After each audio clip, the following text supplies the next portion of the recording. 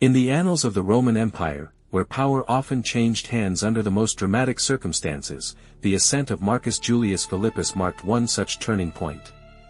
Holding the crucial position of Praetorian Prefect under the young Emperor Gordian III, Philip found himself at the epicenter of events when the monarch's sudden and mysterious demise opened the door to supreme power. As if by destiny, Philip was immediately proclaimed the new Emperor of Rome. This event, according to several prominent historians, signified not merely another change of ruler, but the true beginning of the turbulent and destructive period known as the crisis of the 3rd century. This era was characterized by furious waves of barbarian invasions that poured across the Danube frontier and a relentless series of rebellions, as ambitious generals, one after another, raised their legions against Philip's rule, threatening the very existence of the empire. Philip's path to the Roman throne was unusually arduous and full of enigmas. Born in 204 CE to a humble Arab family south of Damascus, in what is now Shaba, modern Syria, he earned the nickname, Philip the Arab, which remained with him due to his Eastern origin. Despite his modest background, Philip proved to be an outstanding administrator, whose talents allowed him to rapidly advance through the ranks of the state hierarchy. However, the details of his early life and the initial stages of his political career remain shrouded in mystery, only emphasizing the extraordinary nature of his rise. The absence of noble roots or powerful patrons makes his success even more remarkable, suggesting that both Philip and his brother, Gaius Julius Priscus, were individuals of exceptional competence and ambition, who managed to achieve significant heights in both military and civil service despite lacking the usual family advantages. Priscus, in particular, managed to secure an influential position at the court of the young, only 13-year-old Emperor Gordian III. In the fateful year 243 CE, as Gordian III was leading an exhausting campaign against the powerful Shapur I of Persia, his Praetorian prefect, Timesitheus, suddenly fell ill and ultimately died. In the Historia Augusta, one of the most disputed sources of the era, this death is attributed to Philip. However, this claim lacks reliable corroboration and is likely a later conjecture. It was Priscus, seizing the moment, who persuaded Gordian to elevate his brother to the vacant position of Praetorian prefect. Soon after, Emperor Gordian III himself met his end under circumstances that still provoke heated debate. His death could have been natural or the result of a carefully planned assassination, possibly orchestrated by Philip himself. The truth of this tragic finale remains hidden in the depths of history, leaving historians with only speculation and conjecture. Despite widespread rumors, Philip vehemently declared that Gordian III had died of natural causes and showed the utmost respect for the deceased emperor's remains, insisting on his immediate deification. Shortly thereafter, Philip was proclaimed emperor by his loyal soldiers. Eager to firmly establish his newfound power, Philip recognized the critical need to reach Rome as quickly as possible. For this reason, he promptly concluded a peace agreement with the Persians, effectively purchasing peace. The Roman Empire was forced to pay a substantial indemnity of 500,000 denarii, but territorial losses were minimal. However, Armenia, which had served as a Roman client state for centuries, finally slipped out of Rome's influence. Philip left his brother Priscus to govern the eastern provinces, while he immediately set off for the imperial capital.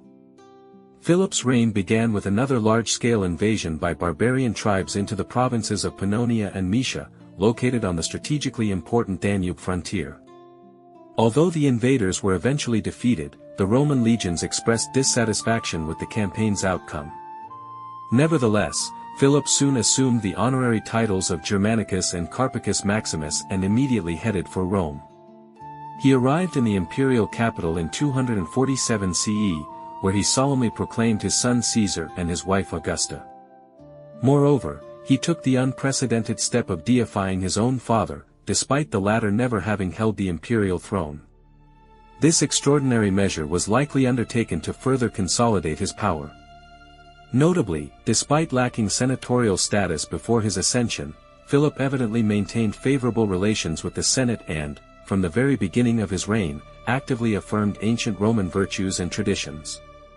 The year 248 CE was marked by celebrations for Rome's first millennium. A full 1,000 years had passed since the founding of the great city. In honor of such a magnificent anniversary, lavish festivities and events were organized, from theatrical and musical performances to grand spectacles in the circus and amphitheater, as well as literary and art exhibitions. During this period, the secular games were also held, a festival always deeply symbolic for Romans, as it underscored their steady development and might throughout the centuries. The ritual religious purifications, inextricably linked with the secular games, were likely considered highly necessary by many, despite the fact that these games were not due to be held for another 60 years. The traditional cycle implied a 110-year gap between each celebration, so that each generation could witness only one such event. Coins of the time eloquently proclaimed her enduring status and predetermined fate, Roma Aeterna, Eternal Rome. Rebellions and defeat. Perhaps the emperor might have been under the illusion of the stability of his position on the throne, as it was in 248 CE that Philip the Arab decided to cease regular subsidy payments to the Goths. Predictably, this led to immediate consequences. In the very next year, they invaded Moesia and Thrace, and subsequently besieged Marcianopolis. Almost simultaneously, the Roman Empire was shaken by two major rebellions. One erupted in Pannonia and Lusitania, led by Pacacian, who had been entrusted with extensive command over several provinces in the region. The second hotbed of defiance emerged in Cappadocia or Syria, spearheaded by Iatapian. Iatapian's rebellion, however, proved short-lived. Its leader was killed by his own soldiers, presumably shortly after Philip's ascension to the imperial throne. Emperor Philip, upon receiving news of these outbreaks of rebellion, felt deeply disheartened and even expressed willingness to abdicate. However, one of the senators, demonstrating foresight, convinced him that these uprisings would not last long. This influential member of the Senate was Gaius Messius Quintus Decius, whose name later became widely known simply as Decius. Philip evidently yielded to the senator's arguments and entrusted Decius with the defense of Moesia and the Balkans, as well as command of the troops dispatched against Pacacian. The outcome of this campaign was mixed. Although Decius successfully suppressed the rebellion, his own legions proclaimed him emperor. It is speculated that Decius foresaw this turn of events and warned Philip against entrusting him with such significant command, but the emperor nevertheless insisted on his decision. By the end of 249 CE, Decius was officially confirmed as the new emperor. Although the exact date of this event remains unknown, by the autumn of 249 CE, he had fully consolidated his power and began his march on Rome. Even before Decius completed his affairs in Pannonia and headed for the capital, Emperor Philip's position significantly worsened. The empire's continuous financial difficulties led him to debase the coinage. Furthermore, unrest erupted in Egypt, causing severe disruptions in vital grain supplies to Rome, which in turn further undermined Philip's already shaky support among the capital's populace. Although the Roman Emperor Decius attempted to reconcile with Philip, their military forces clashed in a decisive battle near Verona that summer.